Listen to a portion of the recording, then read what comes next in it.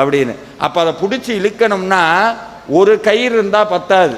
இந்த மாடு பார்த்துருக்கீங்களா, மூக்கணாங்கயிறு போட்டு ஜல்லிக்கட்டு மாடு ஓடும்போது பிடிச்சிங்கன்னா என்ன ஆகும், உங்களை சேர்த்து இழுத்துக்கிட்டு போயிடும். ஆனால் என்ன பண்ணணும், போகிற மாதிரி போய் அது போகிற வரைக்கும் அப்படியே கைத்தை பிடிச்சி அது கூடயே போய் ஸ்லோவாகும்போது பிடிச்சி இழுக்கணும்.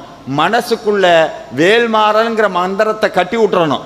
நீங்கள் சில டைம் வீட்டில் உட்காந்து படிச்சிருக்கும்போது மனசு அதை நினைக்காது, எதையோ நினச்சிக்கிட்டு இருக்கோம்.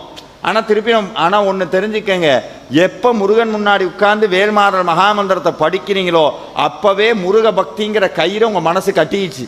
அது நினச்சபடியெல்லாம் போக விடாது. கொஞ்ச நாள் போனதுக்கப்புறம் முருகன் பிடிச்சி இழுத்துருவார். முருகன் பிடிச்சி இழுத்துருவார். இழுத்து எங்கே போகிற பிடிச்சி இழுத்து உட்கார வச்சிருவார்.